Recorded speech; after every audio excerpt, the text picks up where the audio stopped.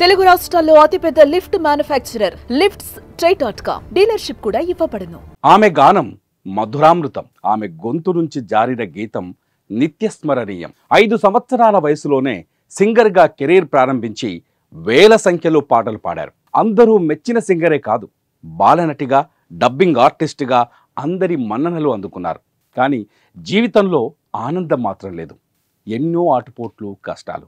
ఎంత దృఢంగా ఉన్నా జీవితంలో నిలబడలేక ఆత్మహత్యాయత్నానికి కల్పన ప్రయత్నించడం ఆమె అభిమానులను కన్నీరు పెట్టిస్తోంది. 15 ఏళ్ల కిందటే చనిపోవాలనుకున్న ఆమె ఎలా బతికారు? ఇప్పుడు మళ్ళీ ఎందుకు చనిపోయే ప్రయత్నం చేశారు?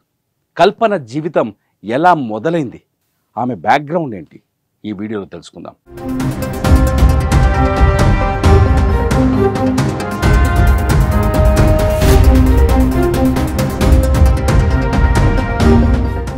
టిఎస్ రాఘవేంద్ర, సులోచన దంపతులకు కల్పన జన్మించారు.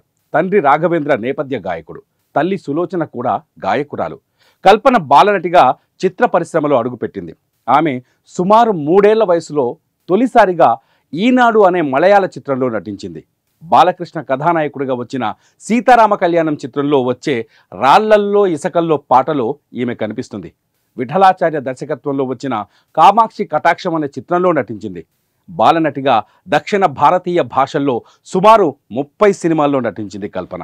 తల్లిదండ్రులు గాయకులు కావడంతో నటనలోనే కాకుండా సంగీతం వైపు ఆమె ఎక్కువగా అడుగులు పడ్డాయి. 5 సంవత్సరాల వయసులోనే సాలూరి వాసురావు సంగీత దర్శకత్వంలో మొదటి పాటను పాడింది. తర్వాత కల్పన అంచెలంచెలుగా ఎదిగింది. కెరియర్ని తమిళంలో మొదలుపెట్టినా కూడా తెలుగులో కూడా మంచి గుర్తింపు తెచ్చుకున్నారు. తెలుగు, తమిళం, కన్నడ, మలయాళం భాషల్లో 3000కు పైగా పాటలు పాడారు.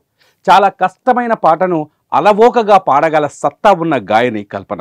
ఎంతటి కఠోరమైన పాటలను అయినా కూడా చాలా తేలికగా పాడగల ప్రతిభ ఆమె సొంతం. 1999లో మణిశర్మ దర్శకత్వంలో మనోహరం సినిమాలో మంగళగౌరి పాట కల్పనకు ఎంతో పేరు తీసుకొచ్చింది. మెలోడీ సాంగ్స్తో పాటు రాగాలాపనమైన అనేక పాటల్ని పాడారు.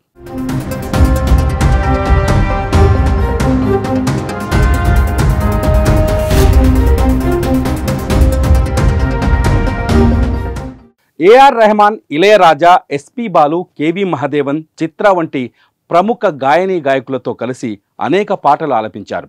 ప్లేబ్యాక్ సింగర్గా కూడా నంది అవార్డు అందుకున్నారు. టెలివిజన్లో ప్రసారమయ్యే అనేక పాటల ప్రోగ్రామ్స్లో కల్పన భాగస్వామ్యమయ్యారు. ముఖ్యంగా ఈటీవీ స్వరాభిషేకం ద్వారా తెలుగు ప్రజలకు ఆమె మరింత దగ్గరయ్యారు. మా టీవీలో ప్రసారమయ్యే బిగ్ బాస్ షోలో కూడా కల్పనకు మరింత పేరు తెచ్చిపెట్టింది. సింగర్గానే కాదు, డబ్బింగ్ ఆర్టిస్ట్గా కూడా కల్పనకు మంచి పేరుంది. ఓవైపు డబ్బింగ్ ఆర్టిస్ట్గా, మరోవైపు సింగర్గా రాణించారు. ఇవే కాకుండా మాస్టర్ ఆఫ్ కంప్యూటర్స్ అప్లికేషన్స్లో డిగ్రీ కూడా చేశారు కల్పన. వృత్తిపరంగా అంచెలంచెలుగా ఎదిగిన ఆమె వైవాహిక జీవితం మాత్రం ఇబ్బందులకు గురిచేసింది. 2010లో ఆమె భర్తతో విడాకులు తీసుకున్నారు. ఆ సమయంలో కల్పనకు 3 పిల్లలు. భర్తతో విడిపోయిన తర్వాత కుటుంబాన్ని పోషించుకోవడం కష్టంగా మారింది. పిల్లలను చదివించుకోలేక ఎన్నో ఆటుపోట్లు చూశారు. ఈ సమయంలోనే చనిపోవాలని అనుకున్నారు. కానీ సింగర్ చిత్ర సూచన మేరకు ఆమె నిర్ణయాన్ని వెనక్కి తీసుకున్నారు. చిత్ర సలహాతో పాటల పోటీలో పాల్గొని సత్తా చాటారు.